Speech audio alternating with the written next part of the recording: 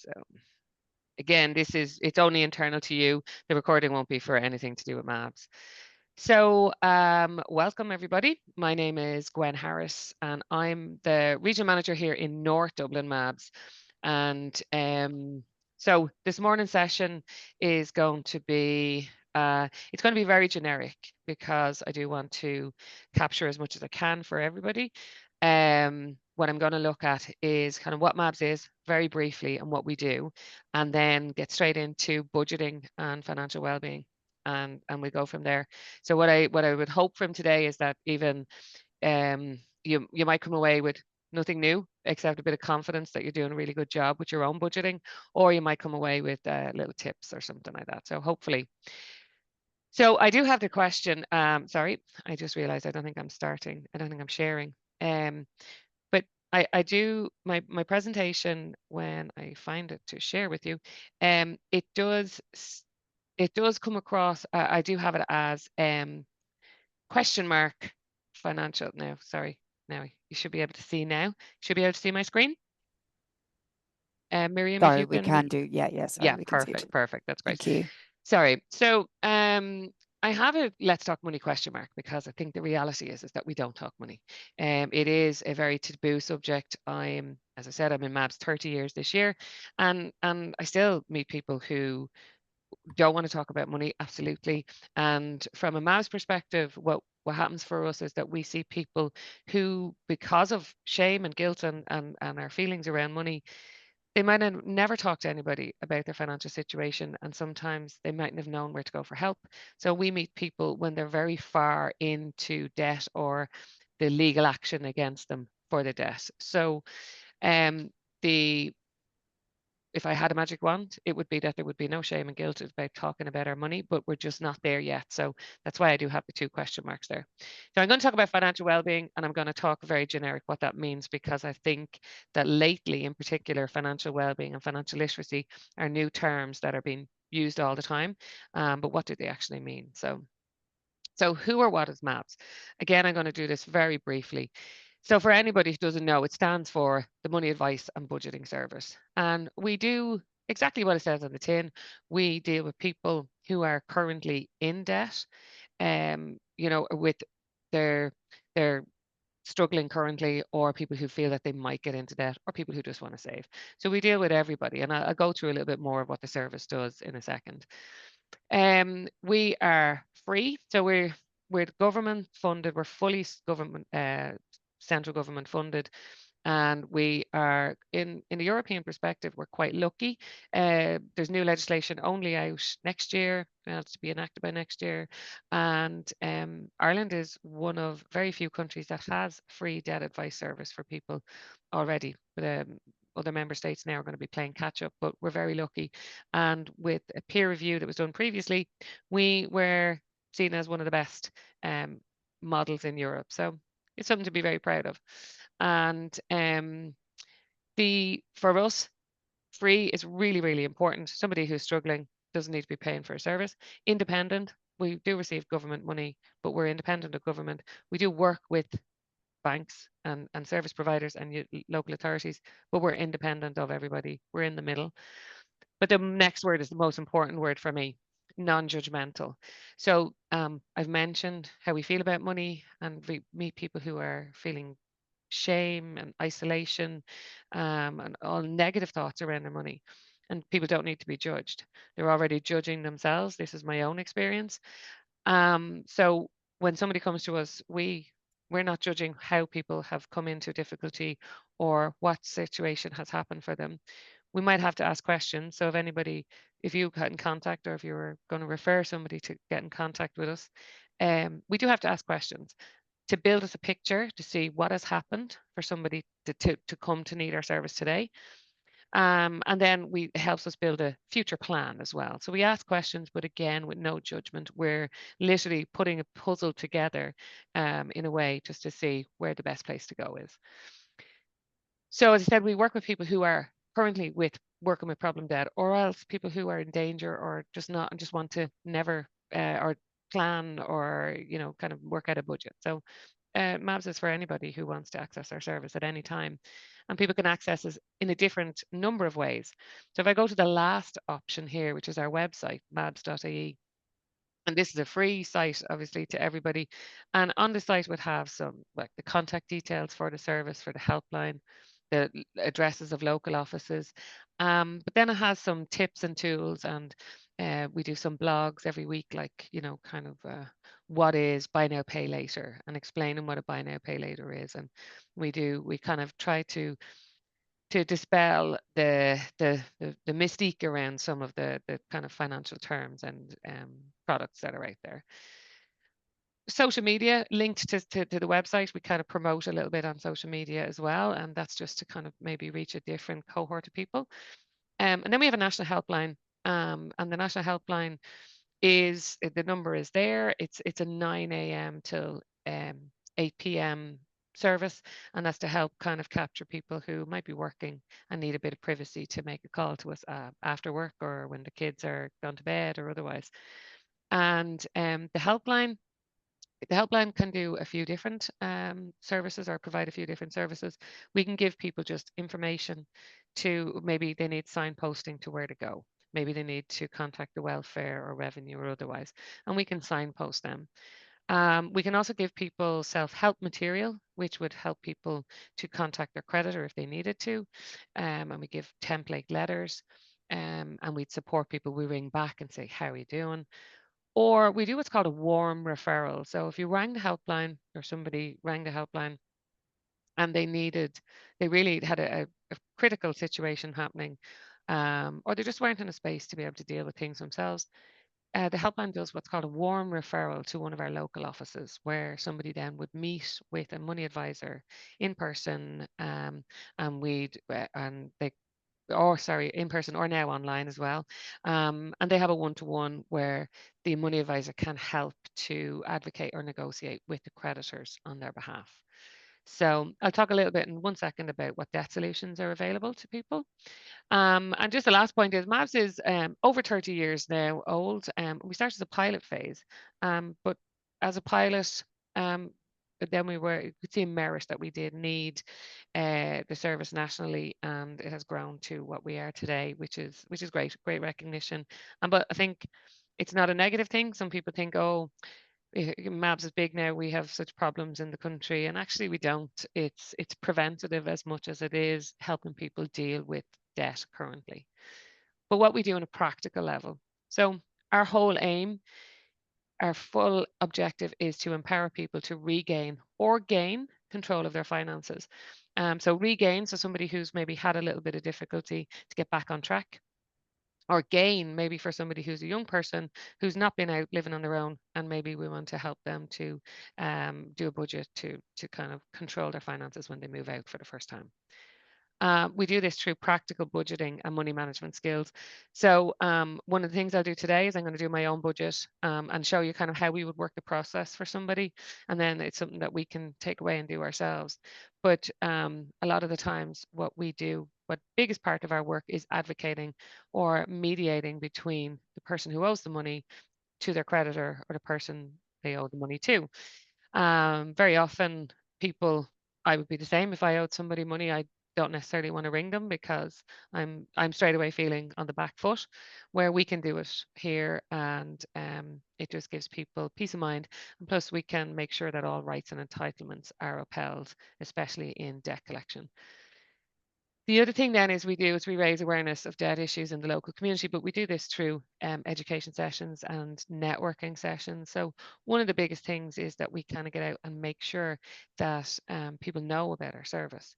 The amount of people who don't know about our service is sometimes sad to think, because they might be sitting for months struggling, not knowing that our service is there to help. So we try to network in the community, and also from a preventative side. And then the final piece that we do have an obligation on is social policy. So if we meet with people every day who, from a lived experience, a policy, a national policy doesn't work, we kind of report on that and obviously from confidentially and anonymously, but to try and help implement change around national policies. And then finally, the final piece here for me is just what debt solutions are available. So through MABS, this is, and I'll talk a little bit outside of MABS then as well. Most of the work that we do is that voluntary solution. So where we negotiate with a creditor. So put forward my financial statement to say how much I can afford to pay, and then we try and get an arrangement with the creditor. But this is done, it's not a legal agreement. It could be, they could have a change of contract. It is an arrangement more so than a statutory one. So since 2012, we now have personal bankruptcy, personal insolvency, which we didn't have before. It was very much aimed at big hits and companies and that. So, but now under the legislation, we have debt solutions that are available for people as well, in a personal capacity, and one of them, MABS, processes and we submit to court, called a debt relief notice. And each of the insolvency solutions have different criteria, and they're all very specific. So we would assess everybody who contacts us to see if they're struggling and if they're in debt at the moment, see what solutions are available to them. If they meet the insolvency criteria, and we'd offer that solution to people then, whether it be in MABS or they could work with a personal insolvency practitioner as well outside of MABS, which is a commercial entity. Some people might qualify for a commercially processed insolvency solution. And then finally is MABS is the gateway to Abhaile. So Abhaile is, it's a 3-department funded project post 2008. It was set up in 2015, 16 launched to address the legacy mortgage arrears that had come from 2008 that just weren't going anywhere. So if I could ask, could everybody mute? Sorry, I can't see who it is, so I can't mute you. Apologies. It's just because it come in on the recording. So. All right. Sorry. Oh, sorry. No problem. No, sorry about that. So the sorry, the last piece there, the gateway to Abhaile. So Abhaile then, what Abhaile looks at is to try and keep people in their home where it's practical to do so. We hear about repossessions and repossession courts all the time. So MABS also is present in the repossession courts for people who are who are subject to legal proceedings against their home. So I'm going to leave it there with what, that's the kind of brief of what MABS does. So anybody who's just joined, if you want to come off camera, because if you stay on your camera, you're on the recording. So if you want to come off camera, and then that way, then you're not on the recording. So we are recording. And again, if you've just joined, anybody who's joined later, if you have any questions, you might ask me afterwards. Miriam will share my email address, or if it's something generic or benign, you can pop it in the chat. And again, if you can't hear me, or if I say something unsure, just jump in, unmute yourself to jump in just to ask me. Because I'm sharing, the way I'm sharing my screen, I can't see everybody at the moment.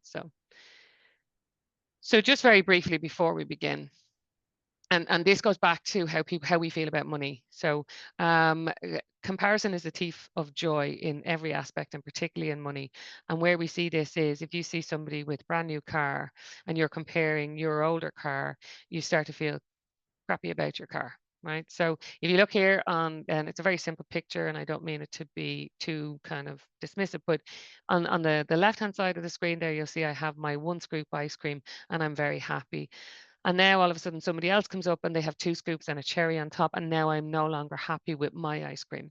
And it's really important that we kind of remember that all of our financial situations are different, and very often what we see, what we see as the show is not what's always the reality. There's always a behind the scenes as well. So sometimes I think that when we compare our finances, and that it makes it quite difficult and depressing some ways. So I mentioned at the beginning, financial well-being and financial literacy are 2 new terms. This is particularly kind of more evident this and last year, because we've launched our first ever financial literacy strategy last year. So there's a lot of stuff in the news, and there'll be a lot of stuff out there in general about financial well-being and literacy. So what does financial well-being mean? Well, there's lots of different aspects to it, but what it basically means, boils down to, is that we have the confidence to manage our money, to plan for our future, and to be as prepared as possible for the unexpected. And as I said earlier, you could walk away today and say, God, you're one Gwen, she didn't teach me anything at all. She didn't, I she gave me nothing new. No, she didn't tell me anything I didn't know. And that's the confidence part then, maybe, that you're from if you're doing your budgeting, your budgeting is really well. So maybe you walk away and you go, I feel like I'm doing a good job in my budgeting. Or maybe you might come away with some ideas about how you might can get a handle on finances.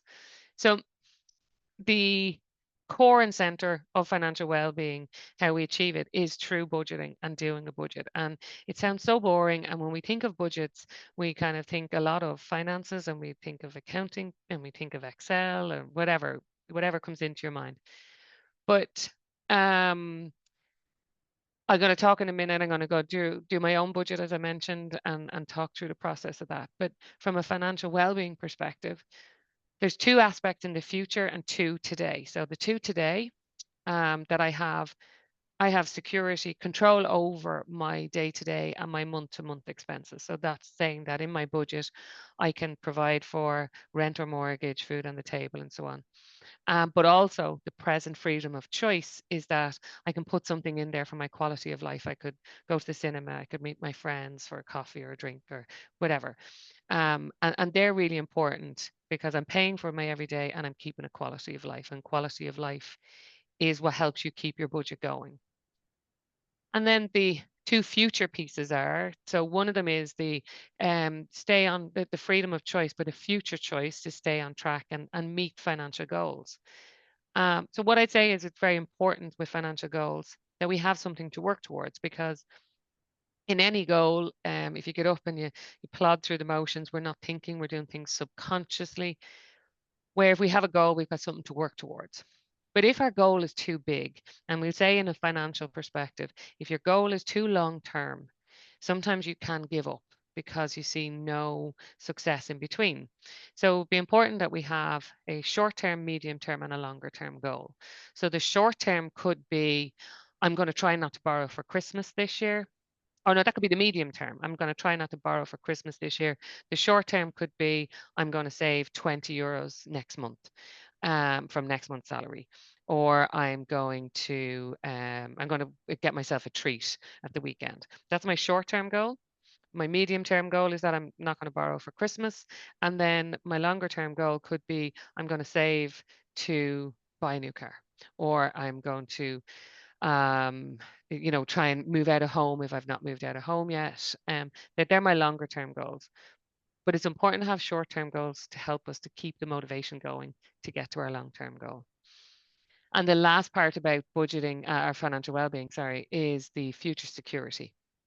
So the capacity to absorb a financial shock is something that sounds very, very fancy and convoluted. What it means is that I have the capacity to deal with something, a shock to my budget. So I could, it could be a positive thing, not always negative. I could have a new baby, which is a financial shock in so many different ways. And have I got the capacity to absorb the change or to deal with the change in my budget? It doesn't mean that I have all that money sitting in my account for when I'm not working, or the extra childcare costs that I don't have to pay today. They're all sitting in my account. It doesn't mean that. The capacity means that it's not just financial capacity.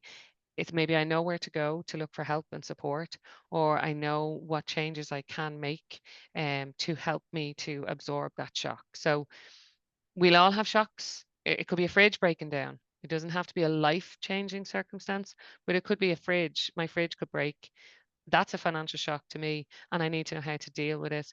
So do I have money that I can use to pay for it? Do I have means to get money to borrow? Or if not, then do I know where to go for support? So that's what we look at in financial well-being. And again, it is all about having confidence. A lot of it is about confidence to seek support, or to know where to go to look for support. So ask yourself, and please don't answer with me now, but ask yourself, do you use a budget to manage your finances every day? Whether you have household expenses, whether you're living at home, do you use a budget when you're managing your wages, we'll say? Or do you react? And just keep that in mind, because you may find that actually you do use a budget where you might feel you do. So what is a budget? So a budget is, we think of budget, we think of the national budget every year, which will be coming up quite soon. It's going to tell us how we're going to spend the country's money every year.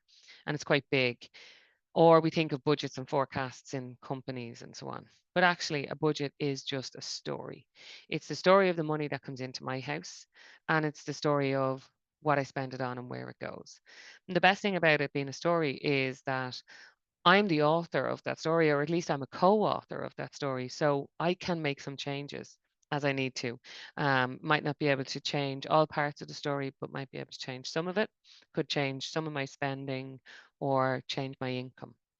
So it allows me to look at all the money that's coming in and where it's going, and to see, do I want to make changes there?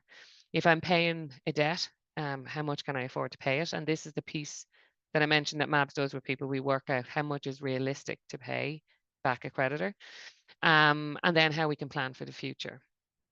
But to do it, first thing I have to do is I have to decide my needs and my wants. And it kind of sounds quite simple to say, okay, I need food on the table. I want a takeaway, we'll say. That's a simple one. But sometimes they're very difficult to get through longer term. So a need is something that we have to pay. And this will be different in each household. Where I'd give an example of that is if you live rurally, you might need a car because public transport isn't an option. Where I'm in Dublin, public transport is an option for me. So if my car broke down, it's not an absolute need for me to get it fixed straight away. Yeah, it's easy. It's better for me rather than 2 and 3 buses or whatever. But I can get around. So some of our needs are dictated by our personal situation. But in general, we look at food, light, heat, rent or mortgage, or if you're living at home, a contribution to the household, phone, which has become a need from communications and being contactable in so many different ways, clothing, medication, education, and transport. Now, there will be some, depending on people's circumstances, that will be in addition to that. But clothing is always the one that's people kind of look at there and think that might not be a need, but we'll have a look at that in a second.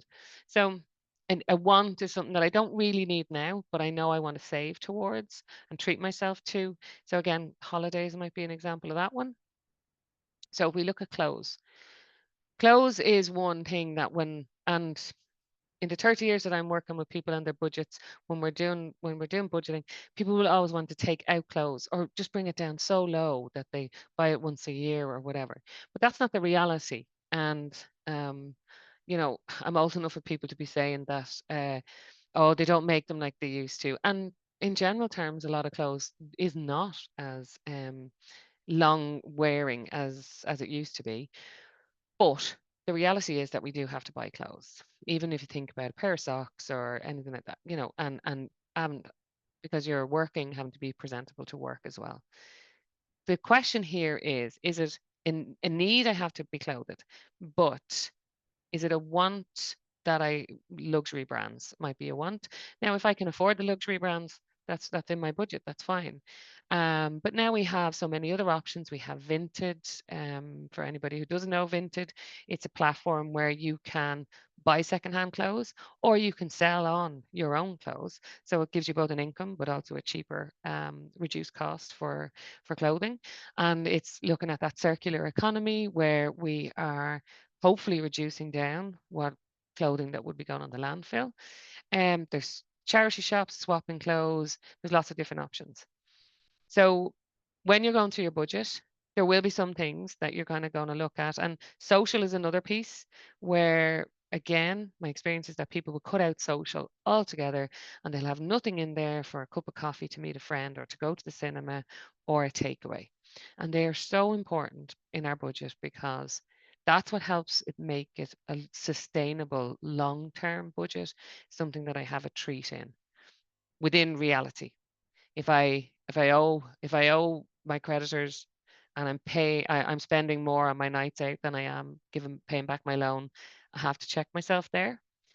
But in general, it is important that we keep social in for our mental, emotional, relationship well-being. It's really important. So when we look at a budget, if you're paid weekly, very often your budget might be weekly or monthly. If you're paid monthly, it's generally a monthly budget that you think, and you're looking at the payment. And I'll show my budget now in a second in an annual space, just to show kind of why it's important that we kind of future look at the months in the next part of the year, because there's so many things that come around that might be once a year. NCT, the boiler, my gas and electricity change in the winter and the summer, Christmas, school, like there's all these little things, and birthdays. They all happen at different times of the year. So it all sounds very boring, but the first thing that I would ever do is, when I'm looking at a budget, is kind of look at, okay, picture, plan out what happens outside of your day-to-day bills that go through your bank account. So this is very basic. So anybody who's older, Annenbarry or, kind of Sunny Street, that real Fisher Price look of a budget here, but it just is to give a picture. And I don't use numbers, not because I don't want to share my numbers, but because my numbers in my budget, my financial numbers in my budget won't be the same as yours. So if I put mine up, you don't see yourself in it, where I'm going to put pictures up. So hopefully you might see yourself in this budget. So the first thing is, as I said, the roof over the head. So if you're living at home, given a contribution. If you're living out, rent, or if you own your own mortgage, and then you've got all the other expenses that go with the house. But for the first and foremost, it's the payment of the house, the rent, mortgage, or contribution. Light and heat. So from in my household, we have, as you can see, my light bulb and my gas flame are the same size for the 12 months of the year. So I do what's called a budget direct debit or an equalizer payments, where my suppliers have worked out how much I use throughout the year and then divide it by 12, and I pay the same amount then every year or every month for the year. Where that benefits me is because I'm on a salary, my income is the same the whole way through, whereas my electricity probably wouldn't be on today, my gas would be very, very little today, and in that case then I'd have a lesser bill in the summer with the same amount of income, higher bill in the winter, same amount of income. The winter is going to be a problem for me. So if you have an option to do this, this is a great way of managing your bills. If you don't want to do a budget direct debit, or if you don't want to do a direct debit at all, you can contact your supplier. They'll tell you how much you used last year, and then you can kind of pay that flat throughout the year to try and keep up, to try and keep those shocks, as I'd mentioned earlier, from the winter. Food shopping. I'm going to talk a little bit about food shopping because we kind of take it for granted. And then communications. So this could be Wi-Fi, data, mobile, house phone. So I say, if I take my mom, she has a house phone because she has a panic alarm, but then she has a mobile because we kind of want to know where she is if she's out and about and stuff like that. So you might have two options, or you might just have a mobile. Transport. So yes, I live in Dublin, but I do drive. So this is my tax, insurance, my car costs every year, not my tax, my insurance and my car costs, my running costs. So that should be a black bin. So in my council area, a black bin is not recycled. So we pay by weight, and I try to reduce that by reducing down and recycling as much as I can, both from an environmental perspective, but also it's a Gwen's pocket and bank statement or bank perspective, because I pay less then when I'm recycling. In our household, there's 2 and 2. So myself, my husband, and two, Kevin and Perry, we call them, 2 boys. So for their, kind of teenage now, so for school perspective, over the years, there would have been different costs, whether it be school tours, books. I know that has changed a little bit now, where there's free books all the way to the senior cycle, which is fantastic. But there's still other expenses to do with any household, or for any household, with school, copies, pens, uniforms, everything like that. So that'll always be there, the back to school costs. So we don't qualify for a medical card. And so the statistics will show that if you don't qualify for a medical card, you visit the doctor 2.1 times per person per year. So I have put in 4 visits there for us. That would mean the doctor's visit and then a prescription afterwards, or, you know, physiotherapy or anything like that. So we'll have to be looking at that as well in my budget.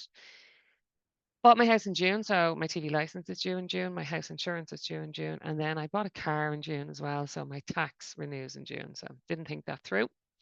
Myself and my husband have big families. So in the beginning, we were buying everybody a present. And then over the years, we went from having 2 and 3 nieces to having 23 between us, you know. So we made an agreement as a family about Christmas and birthdays, and we do Christkindle at Christmas, and then we do godchildren or whatever. So it's a conversation that people worry about having with friends and family, but actually everybody's probably secretly hoping that there will be a Christkindle, or there will be an agreement about not buying everybody a present, not just financially, but because you sometimes struggle to know what to buy people as well. Um, Clothing. So clothing, as we mentioned, is really important. And what I put in here is the change of the seasons. So this would be where clothes might be more expensive. And especially with the lads growing, they grow on the daily basis, never mind every year. So what fit them coming into last winter, into last spring, and into Christmas wouldn't fit them this year anyway. And then I put in the expense around Christmas clothes. So as I mentioned, the boys then, when they were younger, I was working full time, so childcare was full time for me during the summer. And then as they're older, it's Mom, can I have €5 to go play pitch and putt, or can I go to the cinema, or, you know, all these things. So there's expense during this summer period, whether they're in school and you're getting extra childcare, or after school clubs or summer camps or whatever, to keep them occupied as well. So bank charges, I'm going to talk about a little bit. I pay quarterly. Um, and then to help me absorb the financial shock, I should be able to save, and this is a little piggy bank. And for me, the ultimate in our house would be a fridge. So as I said, I live in Dublin. I can drive if my car breaks down.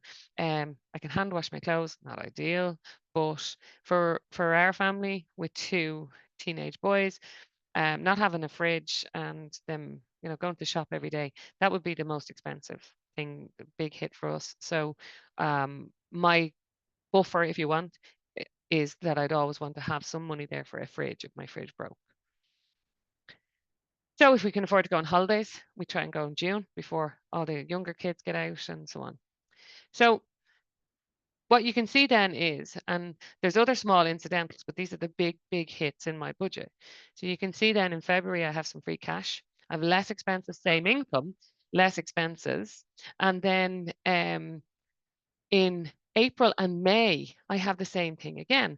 Whereas in April and May, now this May is nearly more dangerous than April, because I have back-to-back 2 months with free cash, or not free, but less expenses and maybe a little bit of surplus cash. This is the time that I could need my own support over the years if I don't keep a track of myself, because that's when I go spending and I'm like, I'll just treat myself. I don't have big bills this month. But really, if I look at June, July, and August and September, I'm heading into big expenses again with the same salary. So April and May are my time to get myself prepared as much as I can for that big hit in the summer. And again, in the winter, looking at November, I have less expenses, between less in October and then less again in November. But actually, Christmas is around the corner. So that's where my focus should be. So I hope this makes sense. As I said, it's not the full budget, but it's just given an idea as to how things can kind of be heavy at some points of the year. You know, depending on where your birthdays are in the family, depending if you have school kids or otherwise. So, or if you're back studying yourself. So it's looking at that, just to give yourself an overview of, other than the day-to-day, the food on the table, the gas, the heat, whatever expenses and bills you have, what other big hits are going to come at you at certain times of the year, and being prepared for them. So there's a lot of different tools, right? If you've never done a budget before, it can be a little bit overwhelming. And so you can always contact MABS. We can absolutely walk you through and support anybody to do it. But if you feel confident enough to maybe give it a shot yourself, first thing is maybe to just write down, even on a pen and a piece of paper, if you don't want to use any of the, there's websites you can use, there's apps you can use, there's MABS has a budgeting tool called First Financial Picture on our website. But what you're doing is you're literally listing down your income on one side and your expenses on the other. And you have to detail your expenses. You got to be really honest with yourself on a budget. I do my budget, well, I do my budget all the time, but my budget I do every January, literally line by line. And I challenge myself on spending. And what I do is, if you go to an Excel, I wouldn't be great in Excel, but I find it easier to use. And I'd color code. I'd put in things. I put them into, okay, well, that was something I had to buy. So, and then really did I have to buy? And I'd color code them. Yes, green should keep it. Red, no. What was I thinking? I am very, very much a doom scroller. And I'm very influenced by online shopping. It is absolutely my Achilles heel. I see things on TikTok or Instagram, and all of a sudden this package is coming next week. So I have to keep a track and mind myself with that. I know that that's my trigger. I could be in a great humor, but I'm like a magpie for things online. But so I have to check myself. And it's really important to know what maybe triggers your spending. As I said, just online triggers me. Boredom can trigger me as well. I wouldn't necessarily be some people spend when they're feeling down. Some people spend when they're hot, when they're feeling in a great humor. Mine is just boredom and doom scrolling. So just if you know what your trigger is for spending and mindless spending, things that you don't need, sometimes it's just good to keep a track on yourself on that. Now I'll be sharing these around afterwards, the slides. So if I go through anything very fast, you and Miriam will be able to share it because we'll be sharing the recording anyway. It's very easy to think that I know where all my money is going, but anybody who does have children or grandchildren or other small people in their life, the ones and twos catch up. Mom, can I have €1 for a Coke? Mom, can I have €1 for a packet of crisps? No, no, no, they're not euro now anymore. Sure, they're not. But can I have €2? Can I have €1? All these little things add up. Even for ourselves, the cup of coffee, the bottle of water, they all add up. So it's important that we're really honest and track it a little bit. Now, if you bank online, you can probably see most of your spending online. If you like and prefer cash, sometimes that's harder to see what you've spent it on. So in that case, it'd be very important to take the receipt that you're offered or print it if you're doing self-serve. Where there's so much now, we're trying not to print receipts, but if you're going with cash, sometimes it's the best way for you to track your spending. If when I say track it, it's really to track it if you kind of can't see where it's all going when you do your sums and you say, well, this is how much I'm earning and that's how much I'm spending. But what am I spending it on in between? What did I buy in Super Value? What did I buy in Tesco's?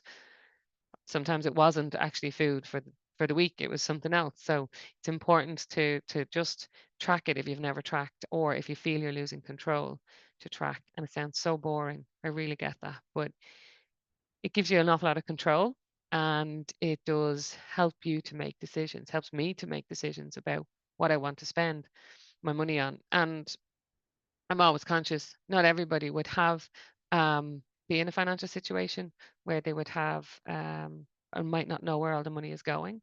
And that's maybe then some people would know exactly where every penny is, but there still could be some changes that we could make, sometimes around income.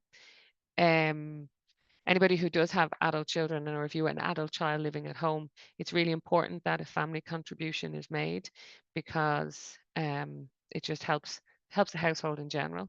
And that's a really important, and for us, a really easy way to change somebody's income is to make sure that adult children are helping out as best possible with the bills and so on. But we have changing prices the last couple of years, more so than we had ever, particularly with gas, electric, and food. there was a lot of changes put in and supports put in by government.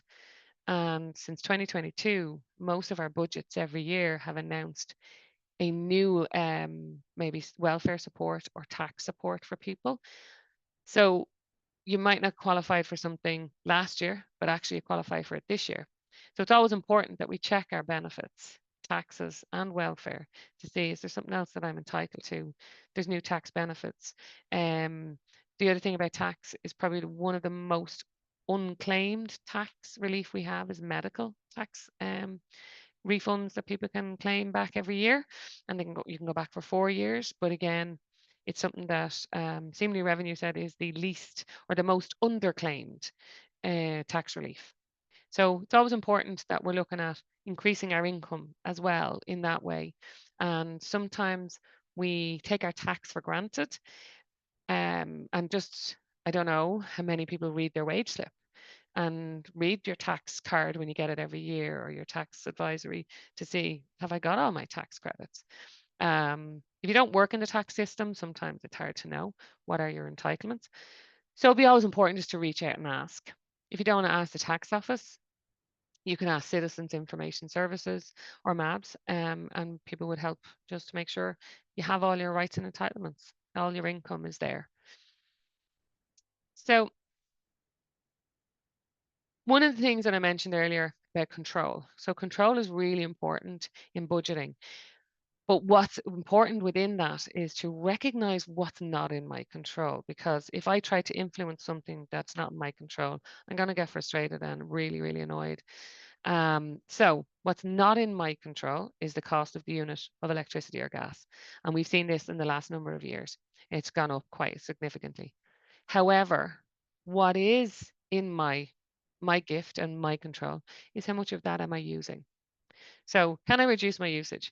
I grew up with my mum and dad, my dad in particular. Well, you're born in a barn because I'd leave the door open, and so the heat was transferring in and out, and or where leaving the lights on for somebody to read a book or whatever, So I was very conscious when I was growing up of turning off lights and closing doors and stuff like that. And I think I can certainly say over the years, and particularly before 2008, I probably lost my way in relation to my gas and electricity and how I was using it. So, but what we look at is when we're looking at our appliances, it's to know how they're used or how much they're using, and that's how then I can make a choice or how we can reduce things. So the immersion, it's a very Irish joke, right? So many people talk about the immersion, but actually, if you came to me and you had a very large electricity bill, it's probably going to be the first question I'm going to ask you is, do you use your immersion heater? It uses 3 kilowatts of electricity to fully heat your tank. Now, all the jokes about leaving the immersion on, that's even bigger reality, because if you leave your immersion turned on, the water is as hot as it's going to be. You're not using it, but you're still heating it. So what happens is it'll drop a tiny bit, reheat, drop, reheat. Just keeps using electricity on the go. Some of the newer houses will have newer systems, but most of them will have these two systems that are here on screen. So on the green one is that hard, so it's precast insulated tank, immersion tank, and then the other one is it's copper underneath, but we have lagging jackets. They might be red or green, and the lagging jacket is it's like a duvet to keep the heat in and keep the copper from being exposed to the temperature changes. So one of the ways that we can really control this is using a timer. Our immersions are in presses where we turn them on and forget about them. And when you turn them on and forget about them, they're just going to cost you money. So it's to see, okay, is it going to, in 20 minutes, is that hot enough for me to have a shower? Is it hot enough for the dishes? And put myself in a timer on my phone and turn it off, or let it go off and just remind me to turn it off. Or to get a new lagging jacket. So if it's exposed, same way me in the winter, I'm going to get colder when I have no coat on. My body temperature drops. So that's what I was saying. The immersion will keep heating and reheating the same water. So another one, second question I probably ask you is, do you have a tumble dryer if you have a big electricity bill? 3 kilowatts of electricity. Now, Again, I really do appreciate that some people might be living in an apartment where you don't have an outside line, and I have a picture of a line here, or you might have a very small space and you mightn't be allowed on your balcony to put out clothes. And maybe a tumble dryer is your only option. And I appreciate that. But for a lot of us, there are other options. The eyesore of the clothes horse, yes, nobody likes to see it, but putting it on up before you go to bed, and nobody, and you're not looking at it when you're asleep. Clothes quite not dry, but some of the wetness has gone out of them by the morning. And then if you do have to use a tumble dryer, you're using a less electricity. But a day like today, what's supposed to be 26, 27 degrees, if you had an option, it's your best bet. It's your clothes outside and not using a tumble dryer. Anything that we can to reduce down the electricity. Washing machine. I put this one up because you kind of sometimes we assume washing machine and clothes tumble dryers are the same, but actually they're not. So for 1 kilowatt of electricity, you get a full 40-degree wash standard, which is nearly an hour. There are still ways that we can reduce down from our washing machine as well, our clothes, that down to the 30 degrees colder wash. We've all the detergents now are cold water activated as well. So one of the things is keeping the filter and the drum clean in your washing machine. So if you can imagine your washing machine pushing against maybe fluff, dirt, whatever inside, it has to work harder and therefore it uses more electricity. So it's just a smaller thing, but we can still control it. So cooking, we have to eat, right? That's the reality. And when we're looking at the reduce your use, it's not about turning off the lights and being cold and eating salad. That's not what it's about. It's about mindfully maybe not leaving things turned on that we don't need. So I'm going to talk about my mom who lives alone in this particular context because I think it helps kind of show how changes can be made. So we say my mom, she loves a chop, and so she was to do it in her fan-assisted oven, which is new, and I have this done on an A-rated one, or a new one, no breaks, no seals broken, nothing. So a typical fan-assisted oven would be 2.5 kilowatts for 1 hour. Now, I'm not putting in the cost of kilowatts because everybody's going to be paying different, but we just keep the amount 2.5 kilowatts. So for mom, if she's putting in her 2 chops, this would also include preheating time where it's not cooking. So, it could be 30 minutes, depending on how done she wants them, could be more. Now, a slow cooker, sometimes my mom will put her chops in the slow cooker and go off for the day, put them in with a bit of veg or whatever. So for a slow cooker, it's 8 hours on the low setting would be 1.44 kilowatts of electricity. Now that's entirely for the 8 hours. It's not 1.44 per hour for 8 hours. It's 1.44 for a full 8 hours. And then the air fryer, and the air fryer is quite new. So if she was to put her chops in there, it's 1.5 kilowatts for an hour. But in general, her chop would probably be done in 10 or 15 minutes. So it's maybe 0.375 kilowatts. So coming back over to her oven, which was her only choice up to recently, till we persuaded her to take on some other ones. So when she was putting it on her oven, it was probably costing her up to 2 kilowatts versus 0.375 in her air fryer. So that said, I do appreciate that not everybody's going to be able to maybe have all these different options. Maybe you can't afford it, or maybe the house or the apartment wouldn't be suitable for them. So if using a fan oven is your option, then it's maybe thinking smart about it. I'd say to mom, don't just put in your 2 chops, maybe put in baked potatoes or a casserole or a stew or something like that, that you're cooking something for the next day, so that there's not just something small in the oven. But it's just to rethink how we cook, that it's not just, and the slow cookers are great, we'd say, for using cheaper cuts of meat as well, or stews coming into the winter now, soups, stews, anything like that. So, and we allows us to meal prep. And anybody who's working and maybe traveling home and going back out to kids' soccer or GA or whatever, meal prep could be really, really a saving grace rather than having to buy something on the way home, quick cooking something. So shopping around for utilities. I can't I can't control the gas and electricity, but I can shop around and just see, are there other companies that are going to give me a better option? I use these three here and CCPC because these are regulated websites. There will be other websites, but they're not regulated and monitored. So just always be careful if you're shopping around that you're using. And you can see who regulates them: central bank, maybe the CRU, the Commission for Regulation of Energy Utilities. Sorry. So shopping around is just a good idea. We're very loyal to our service providers, but maybe shopping around might be somebody give you a better option or a better deal. I'm conscious of time, so I'm just going to go through this quickly. I can't influence the cost of food, okay? However, I can control what I buy. So I'm just going to fly through some of these. Okay, so if you think of your local supermarket, where is the milk? The milk is at the very back, and usually very back diagonally, because you have to really walk through the lava, if you will, of your shopping supermarket, where you're going to come out with not just your milk, you might come out with a chocolate bar or something else, something that you don't need. And that's purposely done. In the same way that the bread is at the beginning, because it smells nice and it makes you hungry. And so even if you've eaten before you go shopping, you're going to be, maybe you're going to feel a bit hungry because you're smelling the bread. When we are hungry, we shop, we buy different. We buy for feeding ourselves now rather than the plan.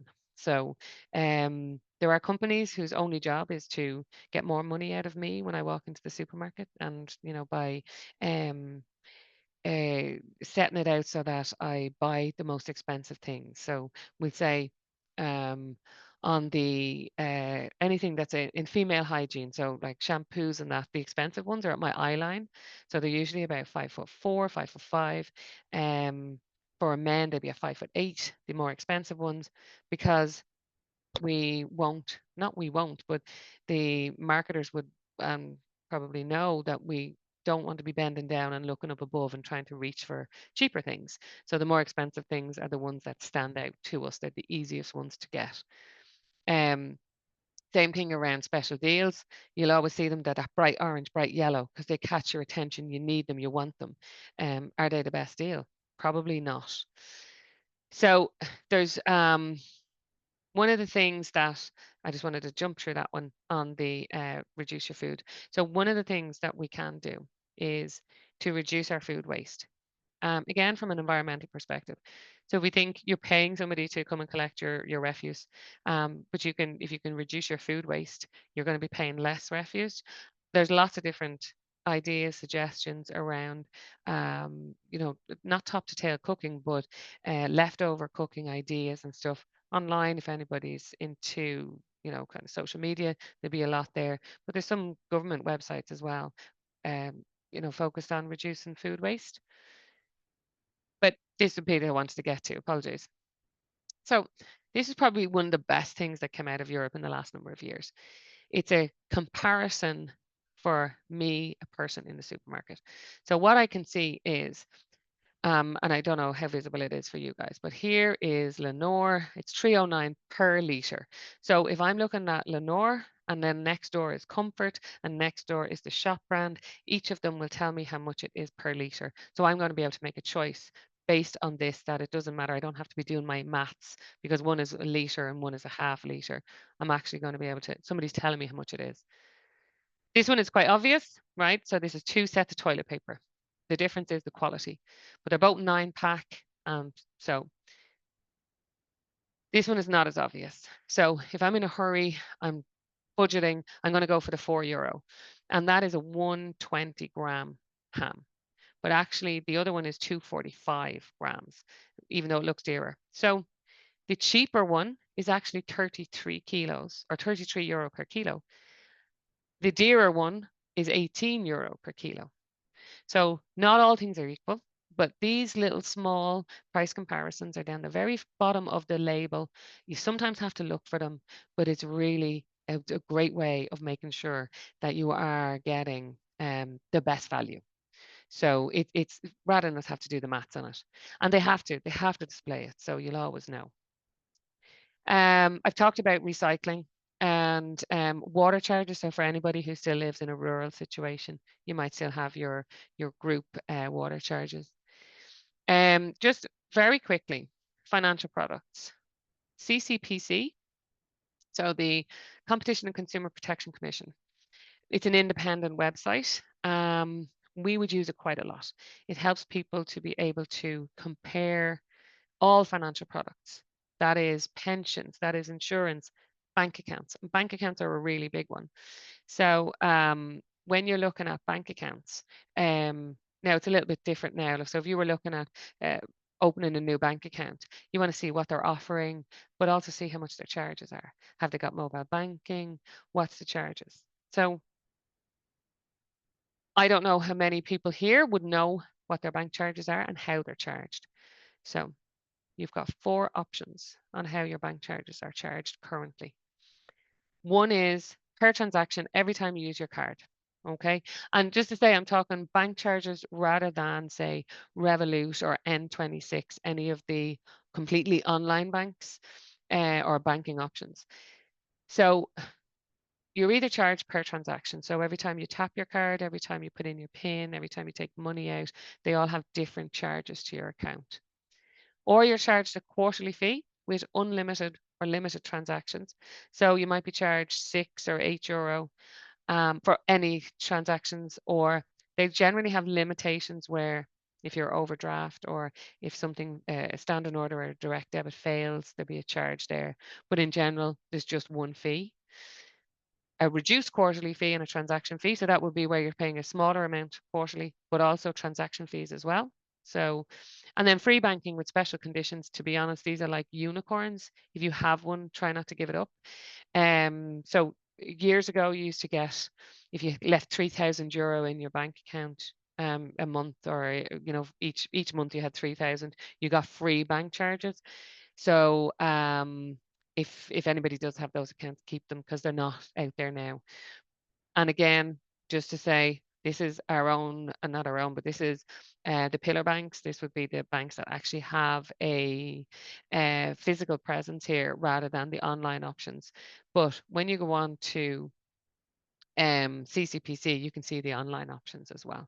So it's just important because knowing how we're charged can sometimes help us change maybe how we use our bank account. So if you're charged per transaction, I know some people who take out money and then live with cash. Like one of my kids, he likes cash, takes it out, and the other one doesn't like cash at all. Everything online. So they have 2 different bank accounts because their charges are going to be different. So the boy who likes cash, he's with a bank that has a fee and a reduced fee and transaction charges, and the other guy is the unlimited charges. So it's just important to know how we're charged first. Car tax and insurance and stuff like that. If you're paying it by the month, always watch out for those fees. There might be an arrangement fee being added on, and they're the ones that kind of sometimes catch us out.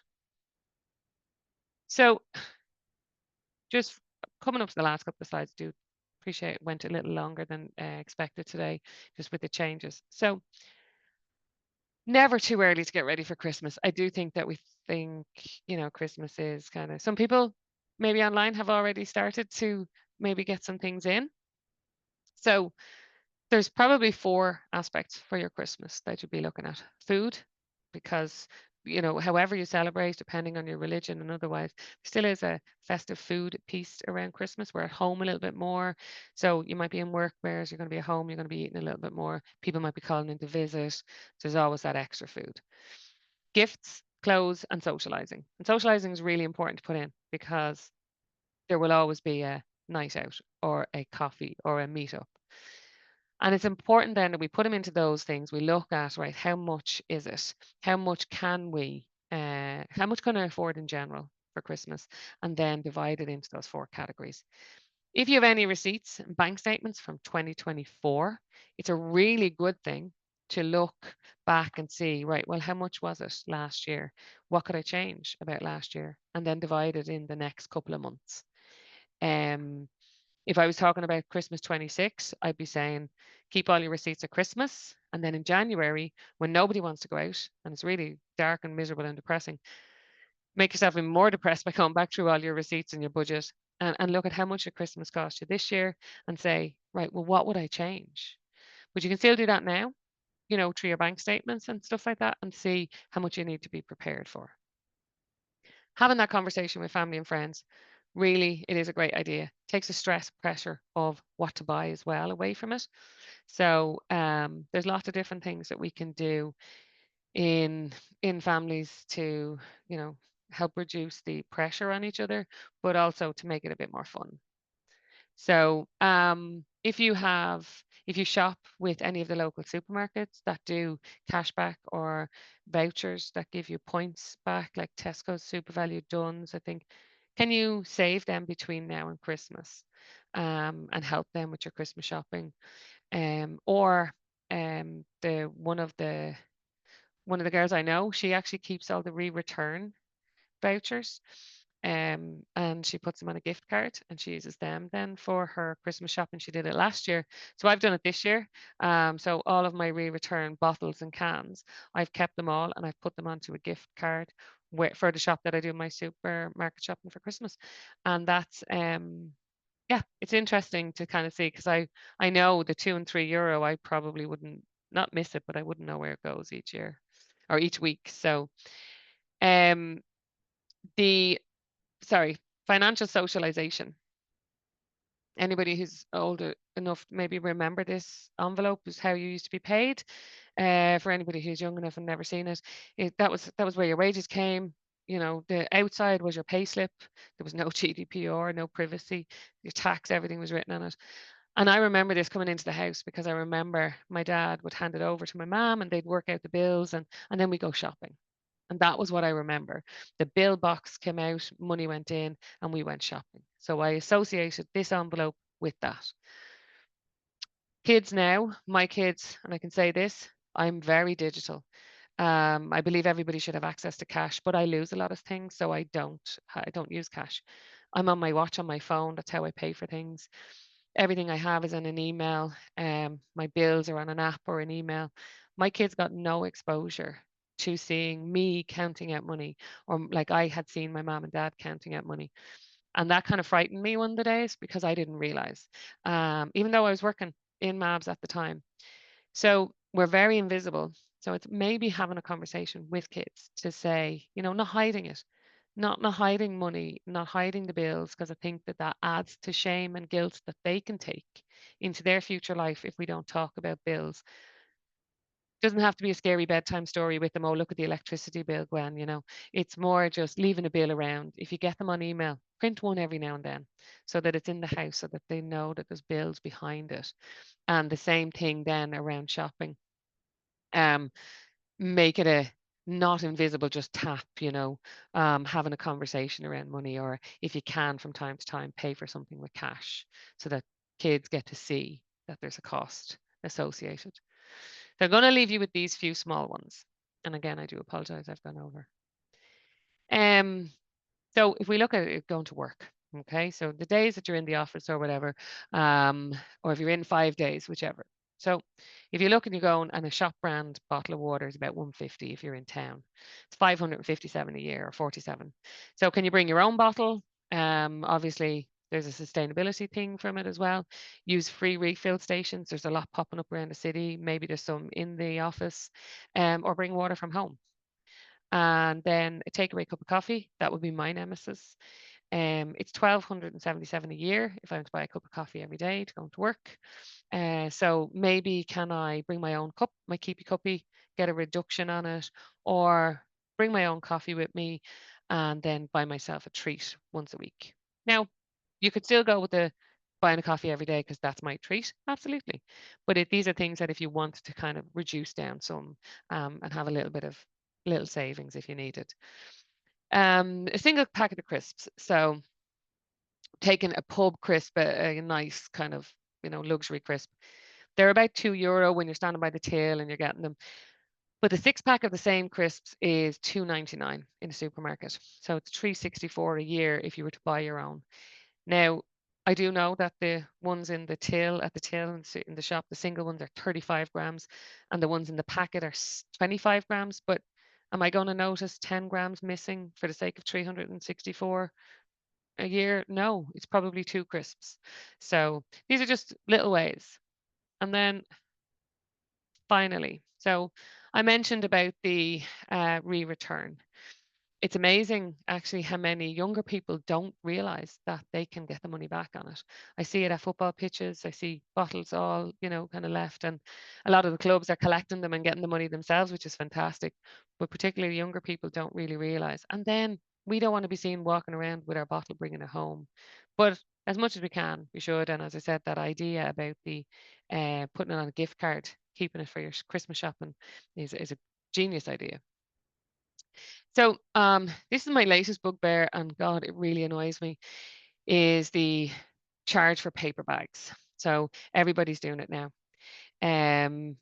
They're anything from 15 cent, and actually I did have 60 there, but I was charged €1 recently for one, and I had no choice but to take it, and it annoyed me no end. But you come home with that paper bag and it goes in the recycling bin, and then I'm putting it out in the bin anyway. So it's just to be mindful, particularly if we're coming up to Christmas, we'll be out shopping a little bit.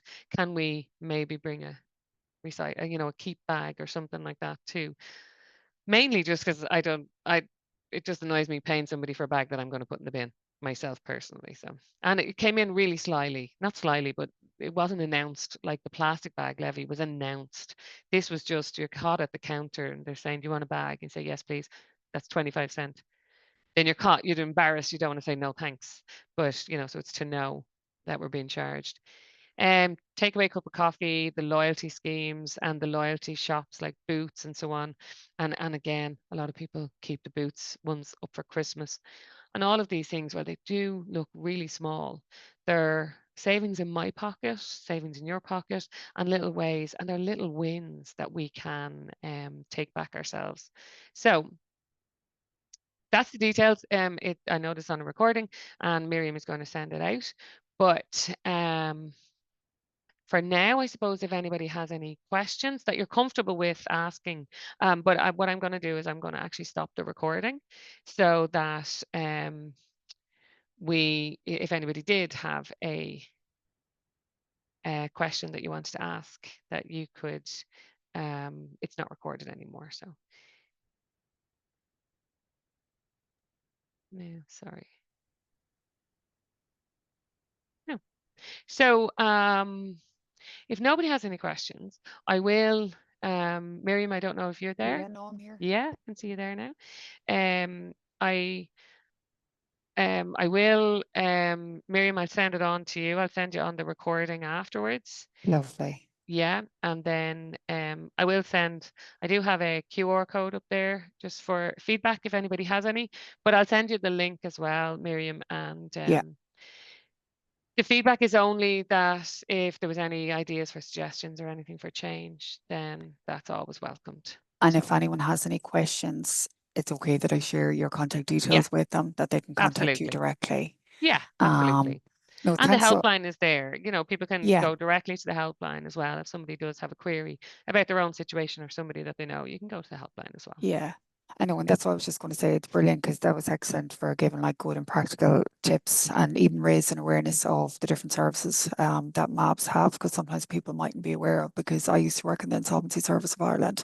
So even like for people to have awareness of the different insolvency solutions that's available for anyone in financial difficulty is Yeah. excellent to be able to share them with someone, because you never know where you might come across like in a conversation with someone and they might disclose to you that there might be some issue or that, like, so it's good to be aware of it. But even for people in a practical sense, to be able to plan ahead and to know how to understand, for budgeting, and to understand, I suppose, is like you need to write everything down to see Yeah. that you And are. I think that's it. We just kind of, sometimes life gets really busy and we get on with it. And you Yeah. just kind of pay and react, pay and react, pay and react, where actually there's so much control, and control gives you a great sense of achievement as well. So you can imagine the MABS fridge here at lunchtime. So I'm based in Blanchardstown, and none Okay. of us want to go into the shops to be queuing. It's the same as our city centre Yeah. offices. They don't want to queue in the shop. So the fridges here to be looking like, you know, what we know what everybody had yesterday for dinner because there's a Yeah, leftover coming in with them, you know. yeah, So there's a lot of sense of control and achievement in that as well. And then we're not wasting our lunchtime or whatever, spending big at lunchtime. So yeah, yeah. it's all just little things. Yeah, no, it does help. I'm just going to say to everyone if they want to go on their breaks there and Yeah, just take your breaks as sorry. normal. No, no, you're okay. No, thanks a million. And thanks for No everyone for problem. joining on today. So thanks very much. Um, Thanks for having me, Miriam. no, thank you very much appreciated. Okay. I was going to say to you, have you got any leaflets for MABS that I can